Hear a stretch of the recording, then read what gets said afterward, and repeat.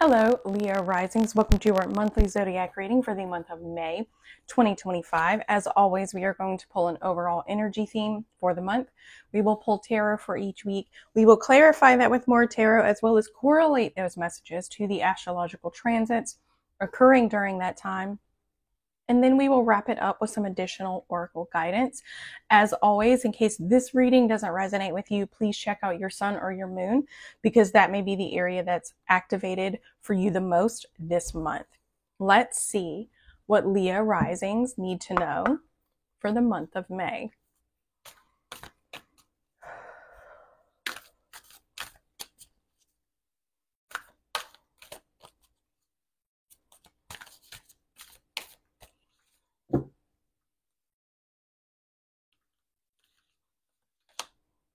Change, Uranus. Uranus is known as like the great disruptor or the great liberator, however you want to look at it. But ultimately it means change. And with you guys, this is the card number 25. So 2 is about relationships, choices and consequences, balance and harmony. And 5 does represent change. It can also represent challenge and conflict. Put them together and you get 7, which is a very spiritual number. It can represent spiritual growth. So it could be that you guys are really making choices that may lead you towards your future. Uranus is the planet that kind of gears towards like future evolution, liberation, revolution, things like that. So it could be that you guys are really making choices potentially in your relationships that are leading to change. Let's see what the tarot has to say.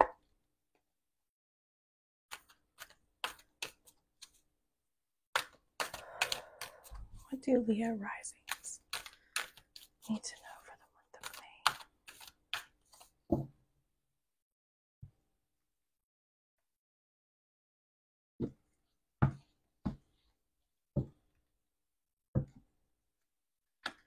7 of Swords in reverse.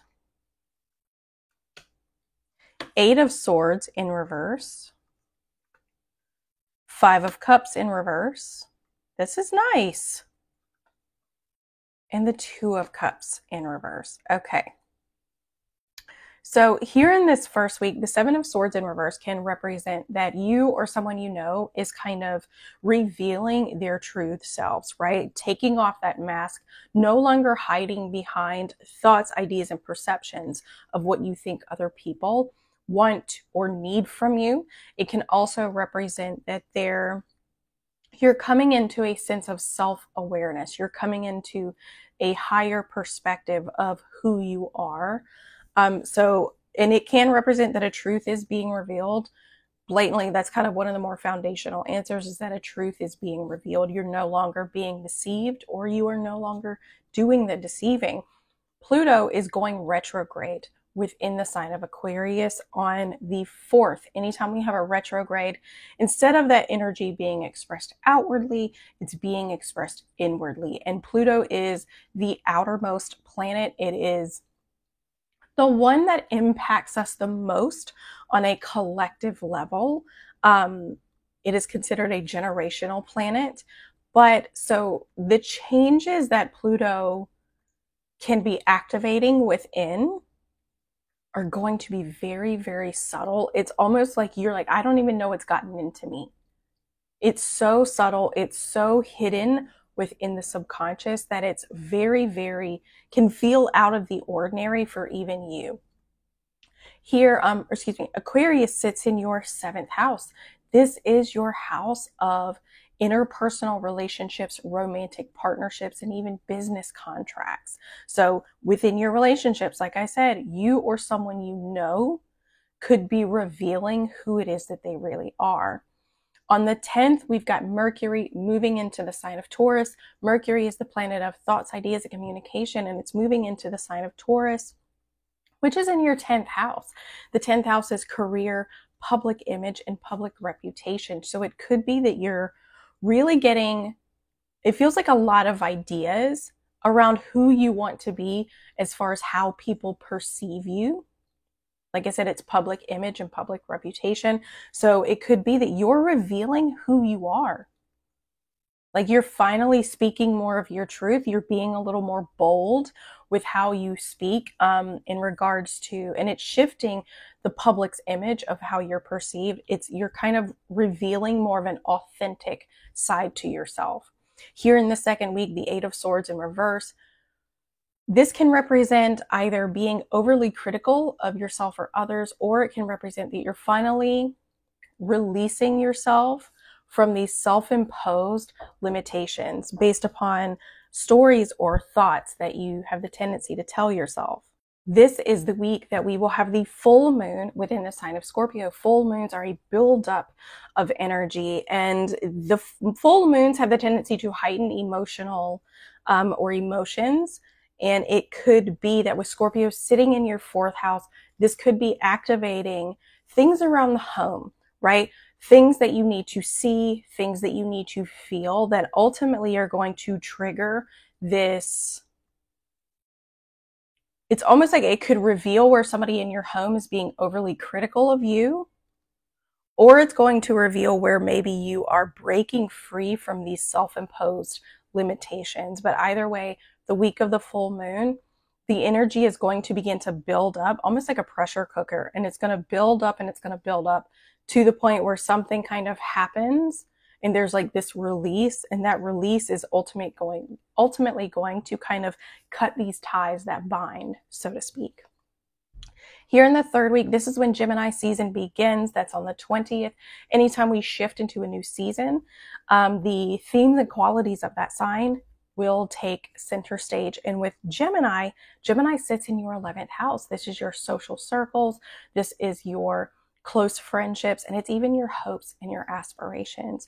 And with the Five of Cups, Gemini season is going to really kick off for you by allowing you to heal from disappointments and regrets. Maybe if they're friends that have disappointed you, or maybe any regrets that you've had as far as going after what it is that you truly want for yourself, that's going to ultimately kind of allow you the space you need to move past those things. So that's lovely.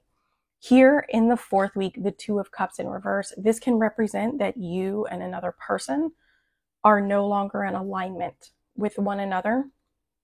This can also represent that maybe you are not energetically, like there's a realignment of values, right? Realigning, there's a need to realign the head and the heart, okay? Because when we are aligned in that way, we are able to take action on what truly means something to us, truly take action on things that are more in alignment with who we authentically are. This is the week that Saturn is moving into the planet, or moving into the sign of Aries. Saturn in Aries is boundaries, restrictions, it's time, karma, and its limitations. It is our humanity. Aries, for you guys, sits in your 9th house. This is your house of higher learning and self-expansion. This is your house of exploration. So Saturn moving in there, it could be that higher learning, maybe you feel a little bound and restricted by certain things. Maybe you feel like, I'm not in alignment. I'm kind of headed down this path, but I feel like maybe I need to shift gears. I feel like it's not really in alignment with who it is that I want to be. We also have Mercury, that's on the 25th. On the 26th, Mercury is moving into the sign of Gemini. So the planet of thoughts, ideas, and communication is moving into its home sign of Gemini. And for you guys, like I said, Gemini sits in your 11th house. Social circles, close-knit friendships, technology, social media, and even your hopes and aspirations. It could be that the path you're on is not really in alignment with what you're hoping for your future, right? What you're aspiring to be, the person that you're aspiring to be, maybe the steps you're taking those things are not in alignment with who you're aspiring to be. As far as friendships, it could also mean that a friendship that you've had is just no longer in alignment with you. On the 27th, we've got the new moon happening, again, activating your 11th house within the sign of Gemini. New moons are a blank slate, an opportunity to write something new for ourselves. And again, within your 11th house, if you are feeling out of alignment with what you're hoping, with who you're aspiring to be for the future, now is the time for you to set those intentions on how you can get back into alignment with that part of yourself. Let's see.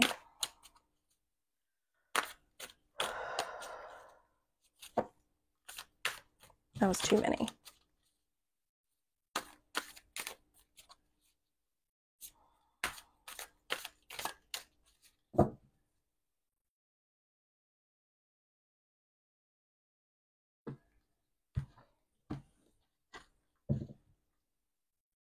Here in the first week, the Seven of Swords in reverse.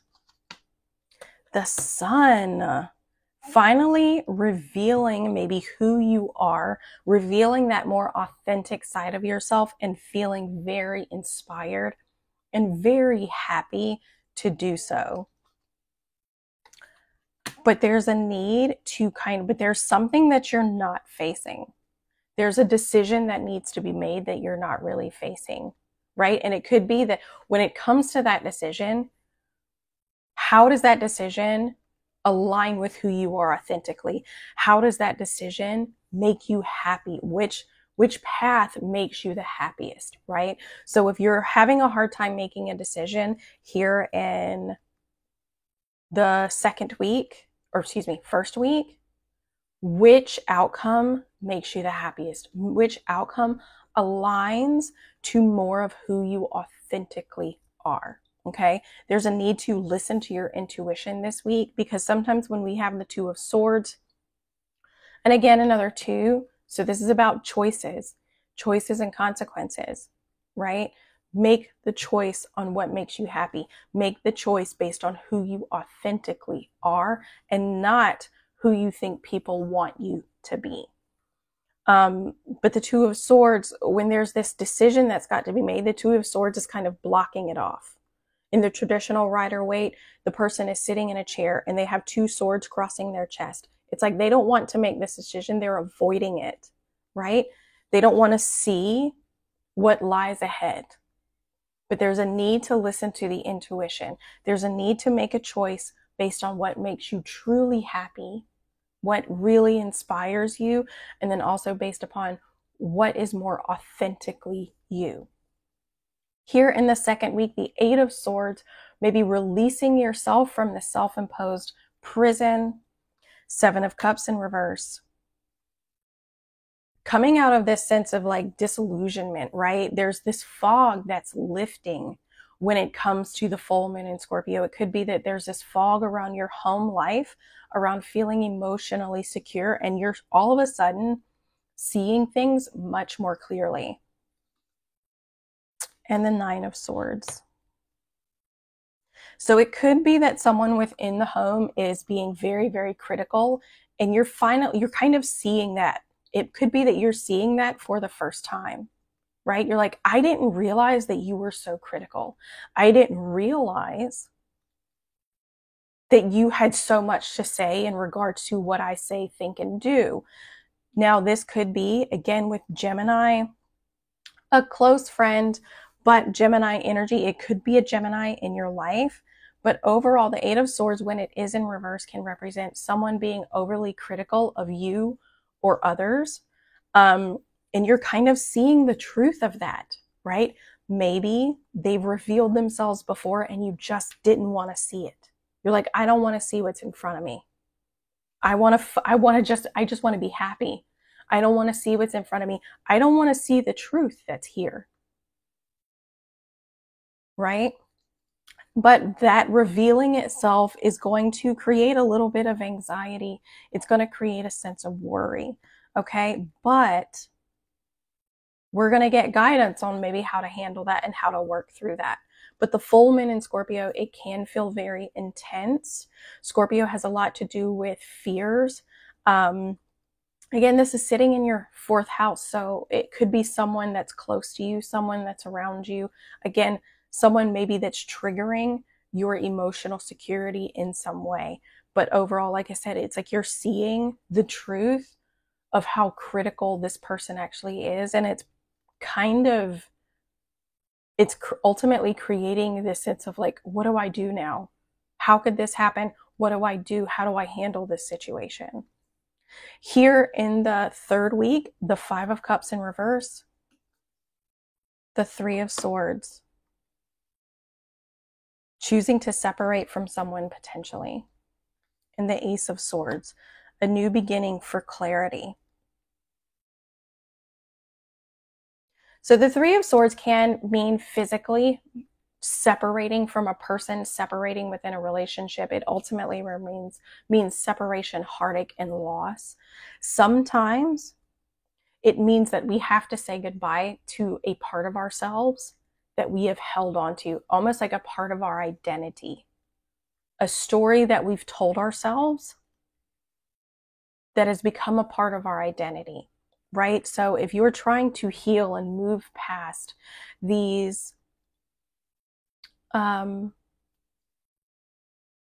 any regrets and disappointments, if you've been holding on to those regrets, if you've been holding on to those disappointments, like I said, if this is happening in Gemini season when it comes to friendships, if you've been disappointed by friendships and you're like, no, this is just part of who I am now, I expect friends to do that, where you're having this new beginning of clarity, of thought and ideas. And it could mean that in order for that to happen, you have to separate yourself from this story that you've told yourself for so long. Okay? So for you guys, it could physically mean separating from a friendship, separating even from a partnership, right? Like I said, if this is Gemini energy here, it could be a Gemini in your life. But separating from that, right? So just understand that this can manifest itself in a few different ways. Here, for some of you, you are going to be separating from someone. The 2 of Swords is ruled by Libra. Libra governs relationships. It governs the 7th house. This is happening in your 7th house. Here, someone revealing who they are, seeing how overly critical someone who is close to you really is, ultimately choosing your healing over the potential, over the past, choosing that healing and separating yourself from it. And with the 2 of Cups in reverse, recognizing that you and that individual are just not in alignment with values, what it is that you value or love. But the 2 of Cups in reverse, the Magician in reverse, this could be someone, again, someone very manipulative. When the Magician is in reverse, it can represent that they are cultivating what it is that they want by being manipulative. Okay? Here, let's see what else. And then the King of Pentacles, someone who's very selfish, someone who is very focused and self-centered on what they want, maybe even status, material gain. Luxury with the King of Pentacles in reverse. So for some of you, like I said, this is going to be ultimately a revelation and change around who in your life does not align with your values, and you having to make that choice of stepping away from that person. And from what they may not be very happy about it, right? It's someone who is potentially very manipulative. It does not mean if it is male or like woman, man, mother, father, boyfriend, girlfriend, it could fall either way. Okay? For some of you, when that doesn't resonate, if you are not in a relationship, this is more internal, and these are realizations and changes that are being made internally, realizations that you are coming to.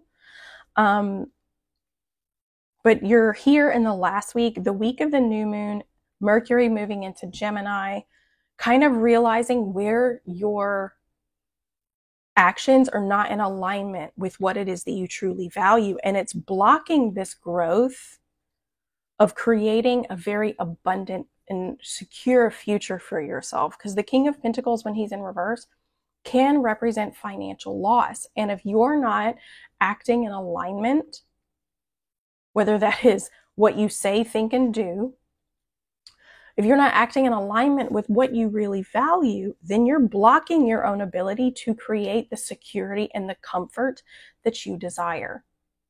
Okay? So for some of you, you are going to be separating from a romantic partnership or even a close friendship. For others, this is an internal realization that when you adhere to other people's expectations, when you act in accordance with things that are not in your value system, then you essentially block your own growth and you block your ability to create the future that is actually in alignment with you.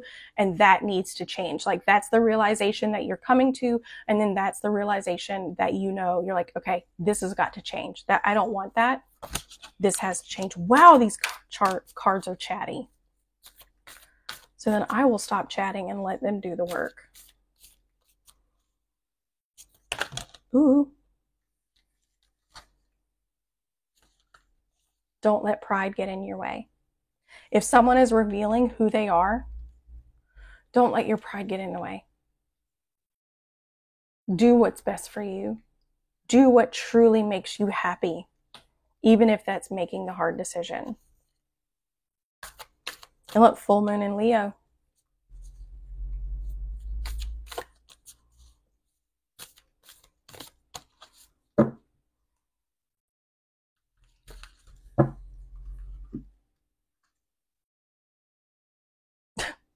I just realized I pulled from this deck the second time, but then it kept pulling from this deck. Interesting. Emotions are running high. It can create a lot of fear and anxiety when a truth is revealed to you, or when you begin to see things clearly, right? Even if you realize where you've been holding yourself back, and you're beginning to see your path clearly, it can create anxiety like, oh my God, I know the truth now. How do I approach this? How do I make the necessary changes? What are people going to think of me? What are they going to say? Are people going to support me? It can bring up a lot of fear and anxiety when you actively know that a change needs to be made. And it may be like maybe even like a dramatic course correct, that you need to go on somewhere, okay? Like, you need to shift paths. So emotions are running high. Try to get as much sleep as you can this week. Here in the second week, try to get as much sleep as you can. When we struggle with sleep, it actually kind of can make our anxiety and our fears worse, because our body, a basic need, is not being met. So try to get as much sleep as you can. Jot down as many thoughts. Jot down things that you want to say. Jot down, journal, breath work, meditation. Take some time to ground your energy and just maybe be to yourself this week. Here in the third week, expect powerful change. You having to, for some of you, for those of you who are having to tell another person, I don't want to do this with you anymore, can be a very scary thing. I'm not even going to say it can be. It is a very scary thing. But sometimes it is the necessary thing for our own emotional, mental, and spiritual well-being. It is the best thing. And that can create, when we begin to advocate for ourselves, that is the most powerful act of self-love that we can create. And that is what creates change. Conclusions are within reach. So it doesn't clearly, this is not going to be the end of that story, but it does mean that things are in motion. Again, for some of you who are choosing to step away and separate from a relationship, things are now in motion to create that change. And a conclusion, it may drag out a little while, but ultimately conclusions are coming. For like the other group of you where this is more an internal you thing, just know that this getting into alignment, the choices that we make, making sure that our mind, our thoughts are in alignment with what we actually value, is going to take time, because thoughts are kind of habitual, right? They're things that we have created over time. What's going to take time to change that. So just know that when it comes to these changes, really getting your thoughts and your heart back into alignment with one another so that you can begin to create the future that you want for yourself, it's going to take time, but it is coming. So Leos, I hope that you have an amazing week. This is a very powerful reading. I wish you guys the best of luck. Remember, advocating for yourself is the biggest act of self-love that you can do. Even when it's scary, it's the biggest act of self-love that you can participate in. So I send you guys the best of luck, sending you so much courage, and we will see you next time.